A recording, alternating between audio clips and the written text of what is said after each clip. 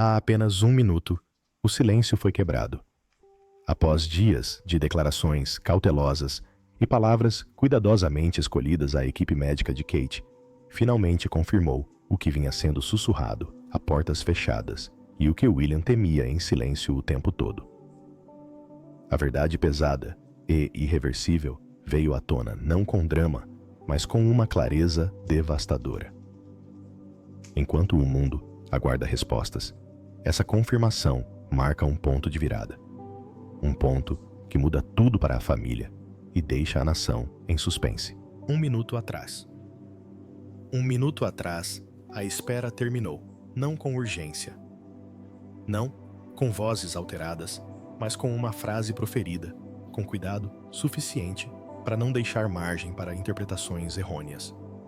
A sala estava silenciosa, como apenas as salas de consulta particulares conseguem ser isoladas do ruído do mundo exterior, protegidas das consequências até que as palavras fossem finalmente ditas. Os médicos não se apressaram. Não suavizaram o tom. Transmitiram a informação exatamente como havia sido combinado, com precisão, responsabilidade e sem ilusões. Para o príncipe William, o momento pareceu ao mesmo tempo repentino e inevitável. Ele havia vivido em suspense por meses nas pausas entre as atualizações, na escolha cuidadosa das palavras que nunca chegava a tranquilizar. Aprendera a ouvir o que faltava com a mesma clareza que o que era dito. Desta vez, nada faltava. A confirmação foi breve. Não descreveu uma catástrofe. Não anunciou uma crise, mas confirmou uma realidade que não podia mais ser adiada na incerteza ou disfarçada como temporária. O que ele lhe transmitira? Catarina, a princesa de Gales, absorveu as palavras com uma serenidade que só se conquista após longa preparação. Ela já havia suportado o custo pessoal da incerteza, os exames, a readaptação da vida cotidiana, a disciplina necessária para aparentar a mesma, enquanto tudo por baixo da superfície se ajustava. O que mudou agora foi a clareza, e a clareza tem peso. Do lado de fora da sala, o palácio continuava funcionando normalmente. Os funcionários circulavam pelos corredores alheios a qualquer mudança. Os horários permaneciam inalterados. As mensagens ficavam sem resposta. A engrenagem da monarquia operava com uma precisão indiferente, intocada pelo silencioso ajuste de contas que acontecia a portas fechadas. Lá dentro, William sentiu a compreensão se consolidar por completo. Nada de dramático havia acontecido. Nada de catastrófico havia acontecido, mas nada jamais voltaria a ser como antes. Os médicos terminaram de falar.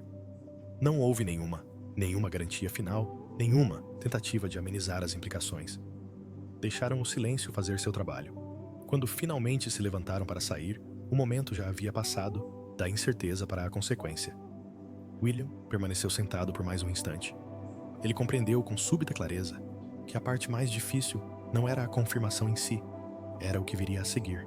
Levar esse conhecimento adiante para uma vida que ainda seria vivida em público, ainda moldada pelo dever, ainda com a expectativa de parecer inalterada. A confirmação estava completa, e o verdadeiro trabalho tinha acabado de começar, conforme confirmado pelos médicos. Os médicos não falaram depressa. Nunca falavam assim em momentos como esse. Sentaram-se em frente ao príncipe William e Catherine com a serenidade de pessoas que compreendiam que a própria linguagem poderia se tornar uma forma de impacto. Cada frase havia sido ponderada muito antes de ser proferida. Cada pausa carregava uma intenção. Não se tratava de uma conversa para tranquilizar, mas sim para definir a realidade com precisão. Começaram por estabelecer um limite.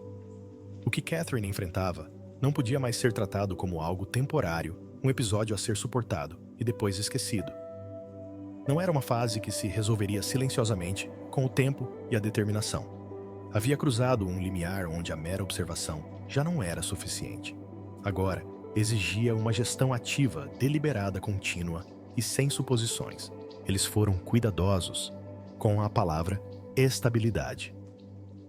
Estabilidade explicaram. Não significava resolução. Não significava recuperação, no sentido em que a palavra era frequentemente entendida. Significava que certos parâmetros podiam ser mantidos, mas apenas se outros fossem respeitados. Significava previsibilidade dentro de certos limites, não ausência total de limitações. Significava que a margem de erro havia diminuído.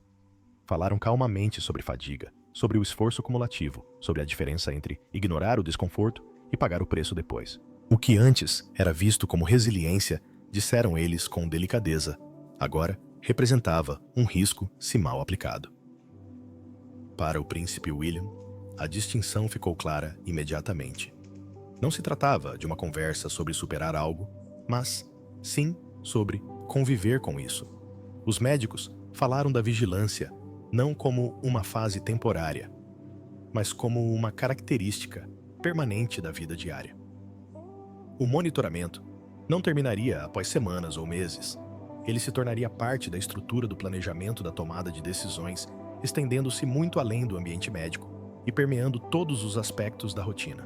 Eles foram deliberados no que não prometeram. Não falaram de restauração completa. Não ofereceram cronogramas que pudessem ser repetidos com precisão. Não previram nem declínio, nem melhora. Explicaram, em vez disso, que o progresso, se ocorresse, não seria linear.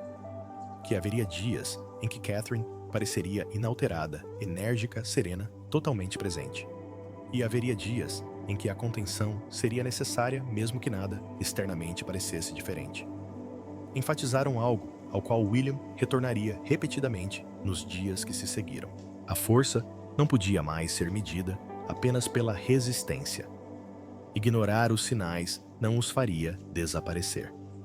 Avaliar mal os limites nem sempre resultaria em consequências imediatas, mas elas sempre se acumulariam ao longo da discussão.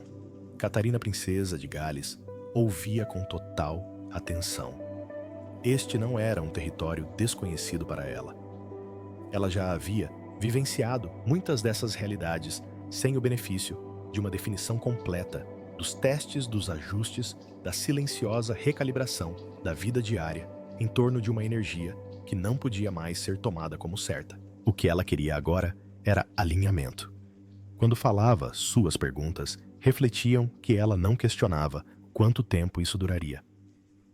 Ela perguntava como distinguir determinação de esgotamento, como manter o ritmo sem recuar, como permanecer visível, sem comprometer a estabilidade, como reconhecer quando a força estava sendo preservada e quando estava sendo gasta.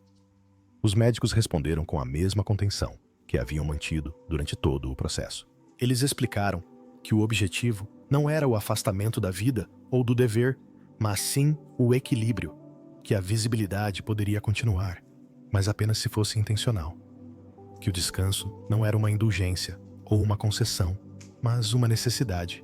Falaram cuidadosamente sobre o estresse não como um conceito abstrato, mas como uma força acumulativa, sobre como a expectativa mesmo, quando bem-vinda, carregava peso, sobre como o corpo lidava com cada exigência que lhe era imposta, reconhecida ou não. Também explicaram o que não podia ser controlado. Haveria imprevisibilidade, dias bons que chegariam sem aviso prévio, dias difíceis que não poderiam ser previstos.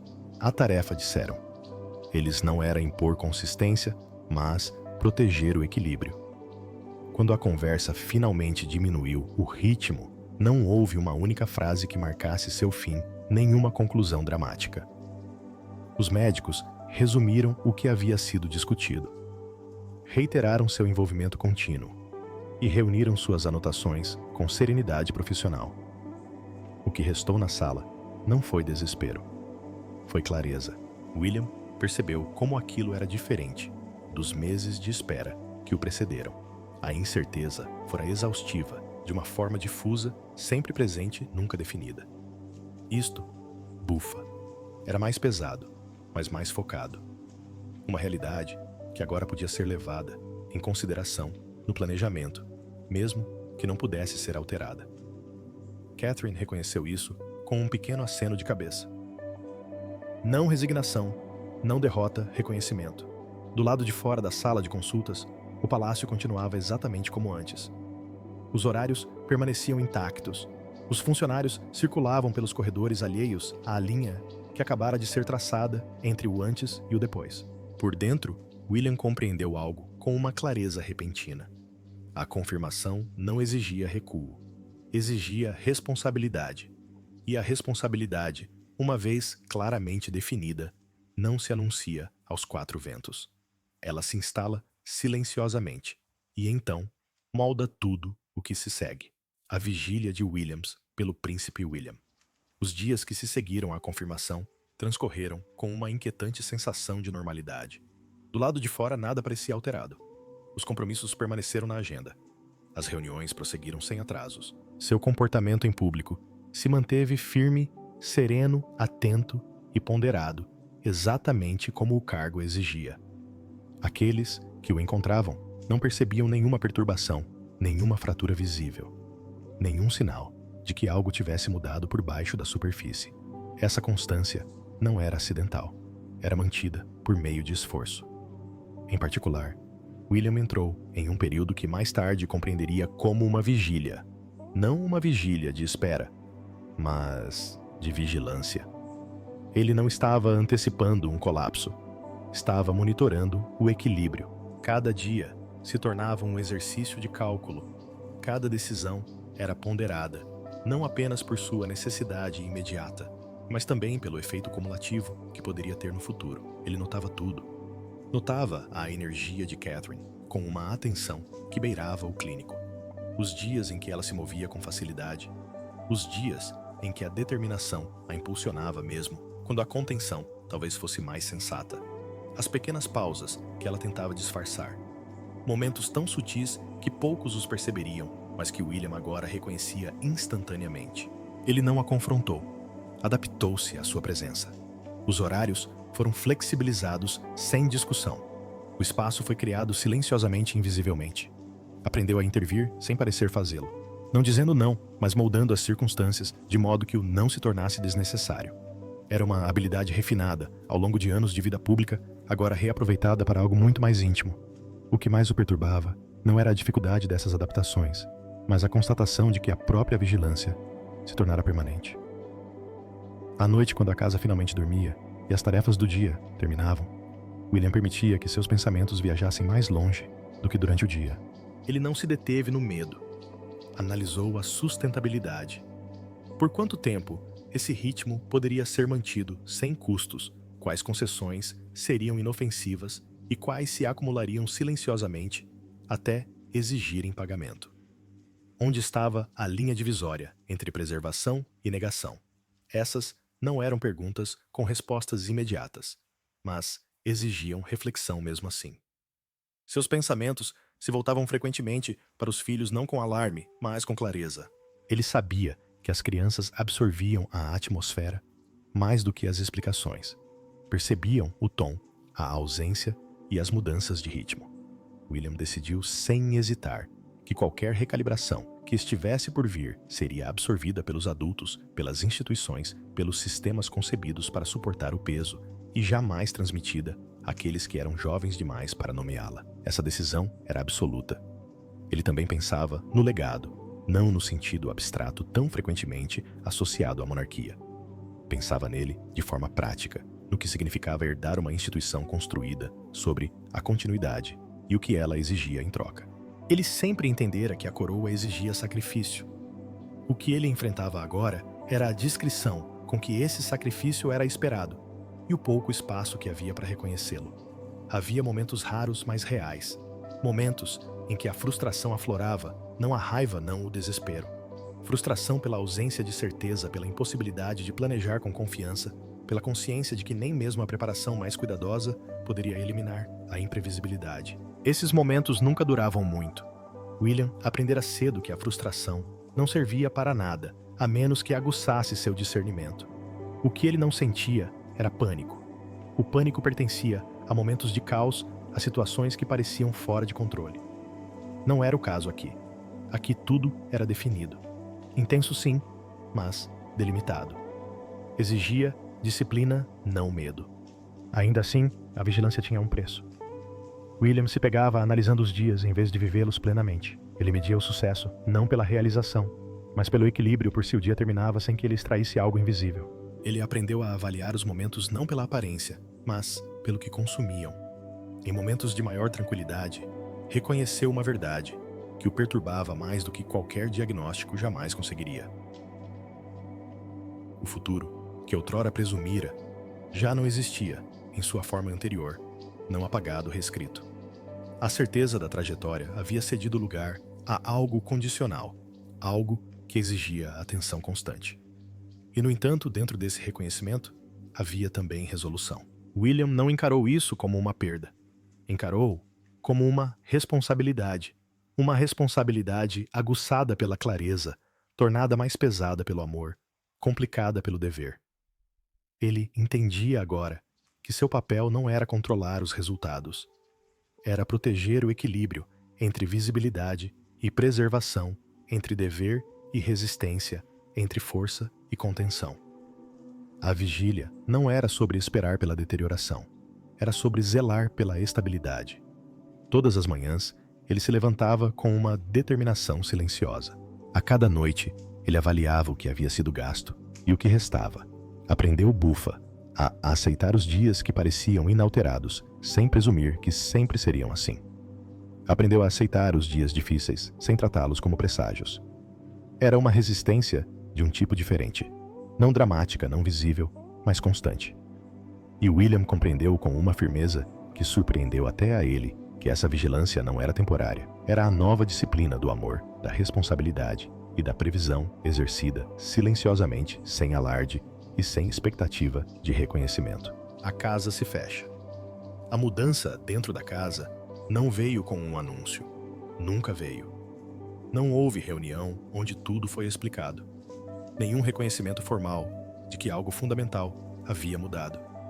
Em vez disso, a percepção se espalhou como sempre acontecia dentro dos muros da realeza, por meio de padrões, por meio de ajustes, por meio do súbito endurecimento de rotinas, que antes pareciam flexíveis. Os assessores mais experientes perceberam primeiro não porque alguém lhes dissesse, mas porque os diários começaram a mudar de forma sutil.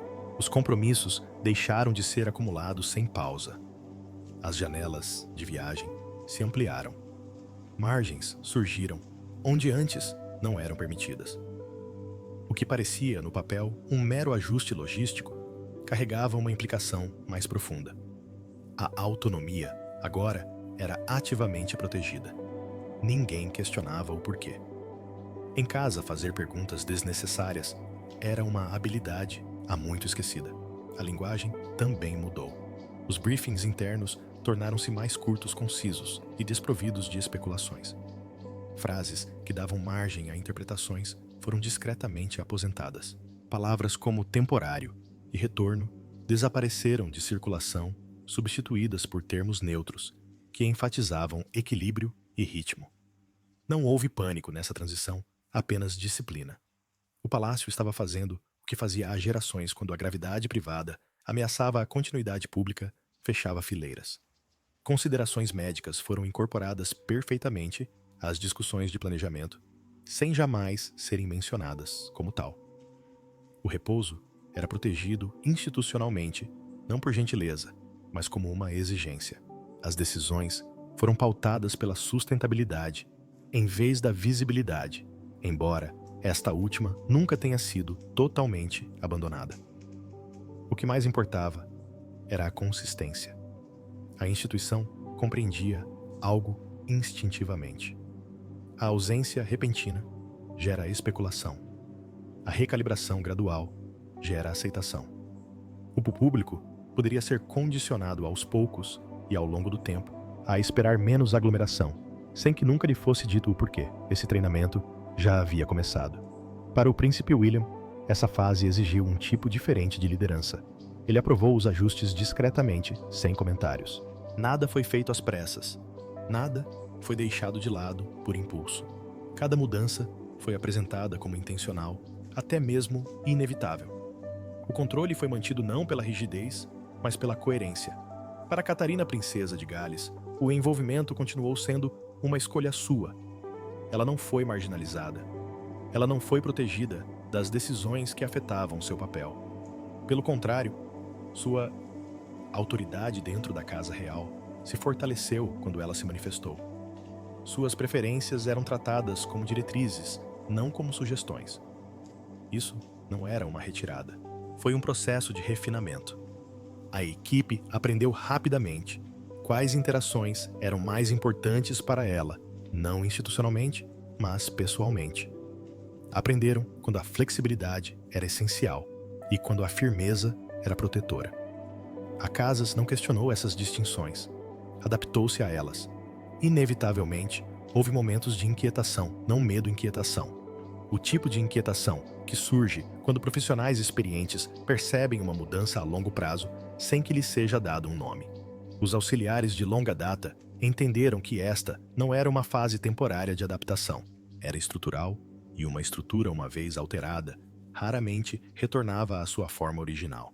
Ainda assim, não houve dissidência. A monarquia não operava por consenso, mas sim por alinhamento. As reuniões tornaram-se mais silenciosas. As decisões eram tomadas mais rapidamente. Havia menos debate, menos deliberação teatral. Todos compreendiam o objetivo: manter a continuidade sem tensão, preservar a dignidade sem negá-la. O que impressionava era o que não acontecia. Não havia vazamentos, nem conversas sussurradas, nem narrativas simpáticas disseminadas discretamente para testar a reação do público. O palácio manteve-se firme com uma disciplina em comum. Não queria que esta fosse uma história interpretada prematuramente, nem sensacionalizada, sem contexto. O silêncio, por ora, era a opção mais responsável, e o silêncio, quando mantido coletivamente, torna-se poderoso. William pressentiu a mudança, mesmo quando ela não foi verbalizada. Notou a eficiência com que as coisas se desenrolavam a pouca necessidade de explicações. A instituição absorvia a pressão exatamente como fora projetada, redistribuindo o peso para cima, para fora, afastando-o do centro. Essa redistribuição foi deliberada e realizada a portas fechadas. O planejamento de contingência acelerou-se não em termos alarmistas, mas sim metódicos. E se as viagens se tornassem mais limitadas, e se as aparições públicas precisassem ser mais curtas, menos frequentes e mais espaçadas, nenhuma dessas questões foi formulada como emergência. Foram encaradas como possibilidades para as quais era preciso estar preparado, não temido. Isso também fazia parte da disciplina do palácio. Catarina estava ciente dessas discussões, mas não se sentia sobrecarregada por elas. A família compreendeu que o papel dela não era gerir a ansiedade da instituição, mas sim viver dentro dos parâmetros que estavam sendo construídos ao seu redor. Essa distinção era importante. O que emergiu ao longo de dias e semanas foi um novo ritmo operacional. Mais calmo, mais deliberado, menos tumultuado. Para um observador externo, poderia parecer algo imperceptível, mas para quem estava dentro, era inconfundível. A família havia recalibrado seu centro de gravidade, e uma vez que esse centro se desloca, tudo o mais o acompanha. Ninguém falava abertamente sobre o que havia causado a mudança.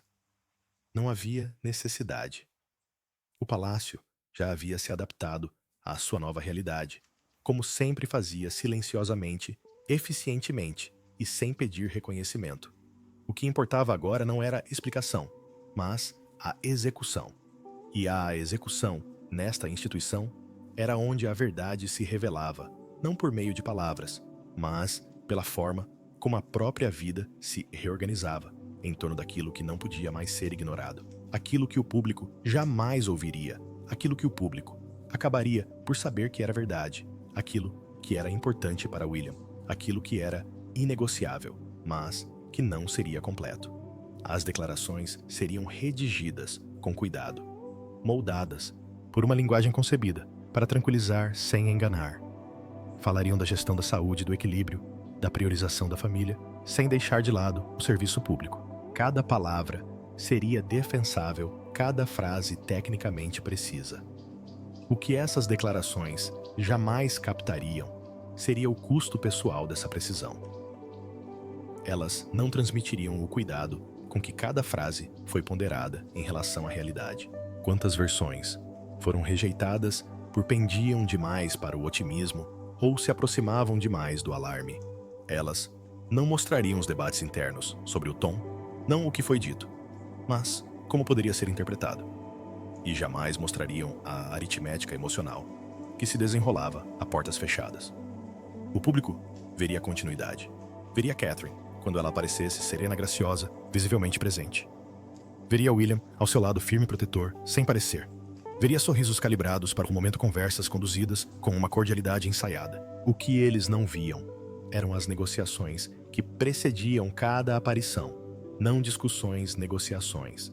Discussões sobre o momento certo, sobre a energia, sobre o que poderia ser oferecido sem comprometer demais o que seria necessário mais tarde. Discussões sobre se o valor de ser vista compensava o custo de se esgotar. Essas não eram conversas abstratas. Eram precisas, práticas, às vezes desconfortáveis. Catherine era honesta sobre o que podia oferecer e cada vez mais sobre o que não podia. Essa honestidade, embora necessária, tinha seu próprio peso. Ela havia sido treinada por anos para se doar, para atender às expectativas, para suavizar o desconforto com compostura. Agora, ela estava aprendendo algo muito mais difícil: autocontrole. O público jamais ouviria sua voz nesses momentos. Jamais ouviriam a frustração quando um bom dia terminasse cedo demais, a decepção silenciosa, quando os planos precisavam ser refeitos, não por causa de uma crise externa, mas porque os limites haviam sido atingidos. Eles jamais ouviriam bufa. Sua insistência de que parecer forte não poderia comprometer a estabilidade. William ouviu tudo e absorveu tudo. O público também jamais veria William sozinho tarde da noite, quando a estrutura do dia finalmente afrouxava seu aperto. Jamais o veriam revisitando decisões não para questioná-las, mas para avaliar seu custo. Jamais o veriam calcular quantas pequenas adaptações haviam sido feitas e quantas mais poderiam ser necessárias. Ele não interpretava esses momentos como preocupação. Ele as enquadrou como uma responsabilidade. Responsabilidade significava absorver a incerteza para que outros não precisassem fazê-lo. Significava aceitar o fato de que nenhuma narrativa pública, por mais cuidadosamente construída que fosse, jamais poderia refletir completamente a realidade privada. Houve momentos em que a distância entre as duas parecia imensa. Momentos em que a segurança oferecida ao mundo parecia quase surreal em comparação com a vigilância silenciosa necessária em casa.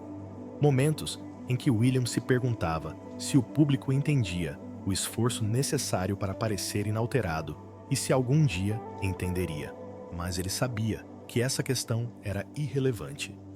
A monarquia não existia para ser compreendida. Existia para perdurar. O que o público jamais ouviria era como a persistência se manifestava na prática. Não era dramática, nem trágica, mas constante.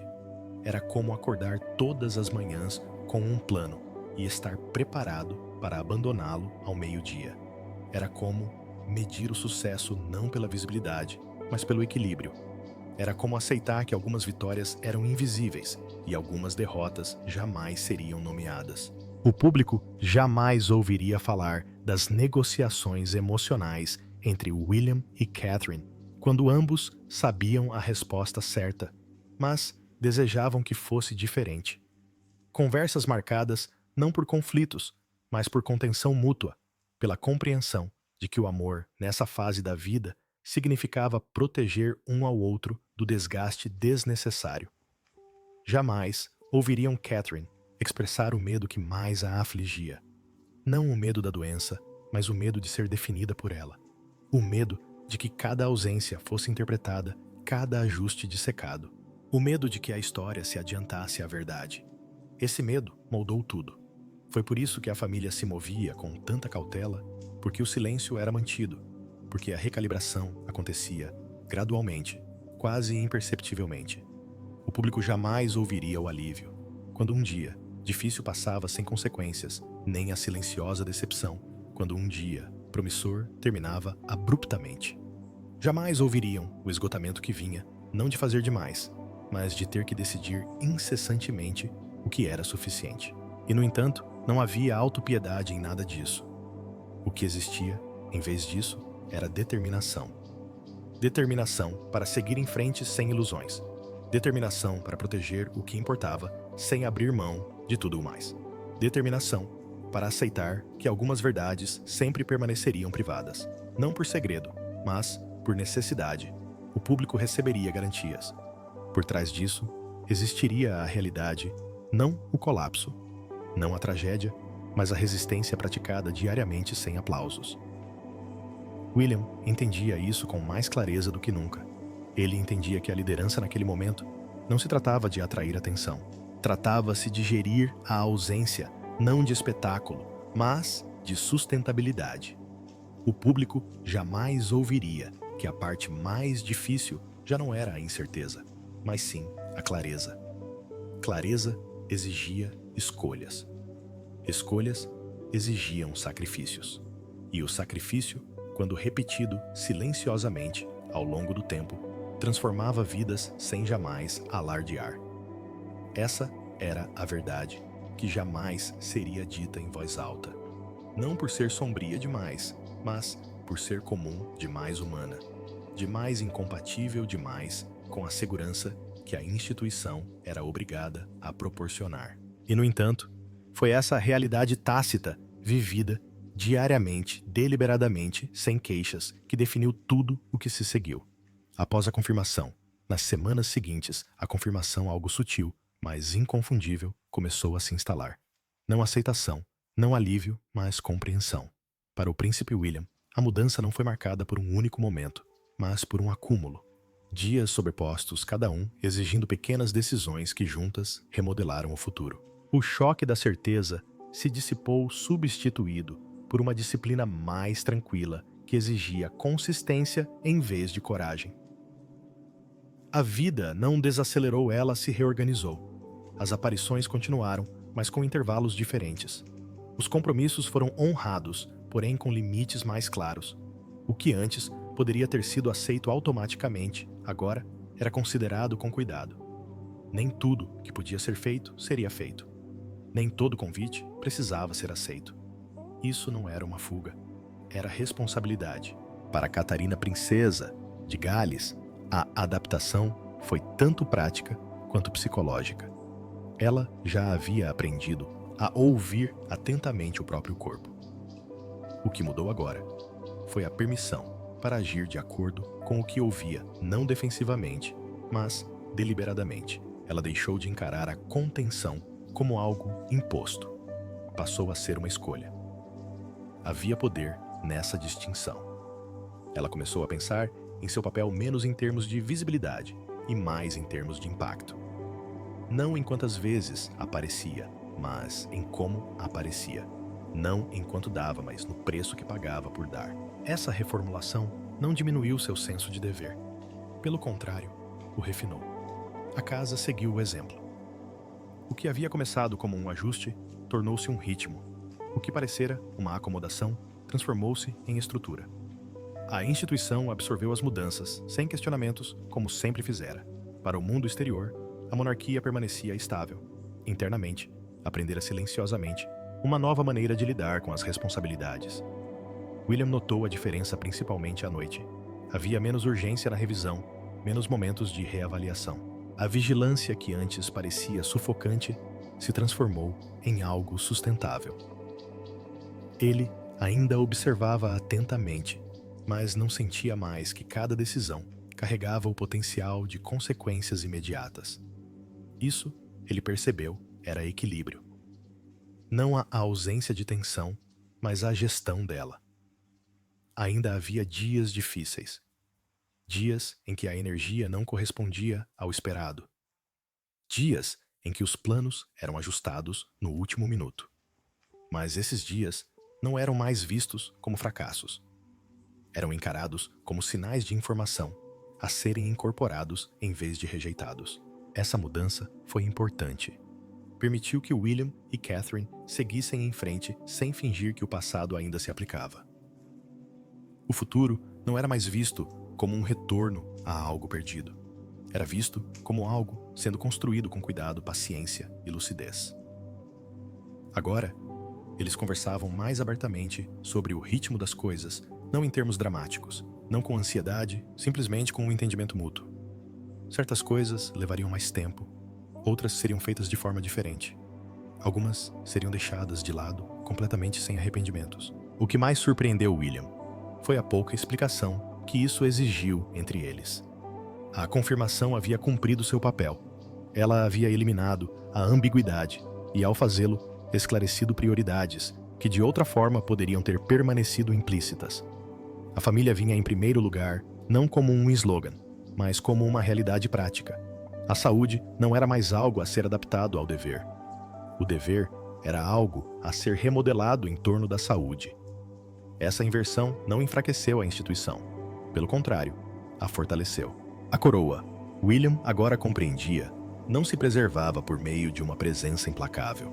Ela se preservava por meio de uma continuidade que pudesse ser sustentada. Com o passar das semanas, a narrativa pública se consolidou. Os comentaristas ajustaram suas expectativas. O ritmo das aparições se recalibrou. O que antes poderia ter sido questionado tornou-se normal. Isso também fazia parte da genialidade silenciosa da instituição. Mudanças introduzidas gradualmente raramente provocam alarme. Nos bastidores, o planejamento prosseguia não com urgência, mas com visão de futuro. Planos de contingência foram preparados sem dramatização. Flexibilidade foi incorporada a sistemas que antes prezavam a rigidez. Isso não foi uma resposta a uma crise, mas sim uma adaptação à realidade. William percebeu em raros momentos de tranquilidade que o medo que antes o atormentava havia diminuído, não desaparecido, mas se transformado. Não mais se acumulava em seu peito como a antecipação de uma perda. Tornara-se algo mais constante, uma consciência de responsabilidade exercida de forma consciente e não instintiva.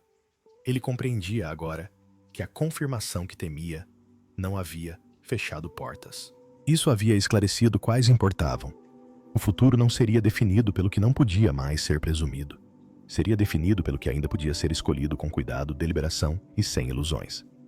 Catherine, por sua vez, não falava de limitação. Falava de equilíbrio, e o equilíbrio, uma vez aprendido, transforma tudo.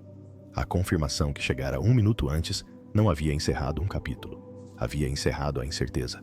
O que se seguira não seria recuo, nem tragédia, nem declínio silencioso.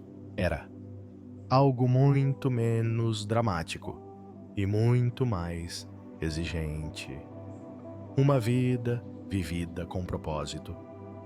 Um papel desempenhado com disciplina. Um futuro moldado, não pelo medo, mas pela clareza. E a clareza, uma vez aceita, não se anuncia, ela se instala. E então, silenciosamente, perdura. Se você acompanhou esta história até o fim agora, entende que a vida na realeza não se define pelo espetáculo, mas pela resistência vivida silenciosamente a portas fechadas.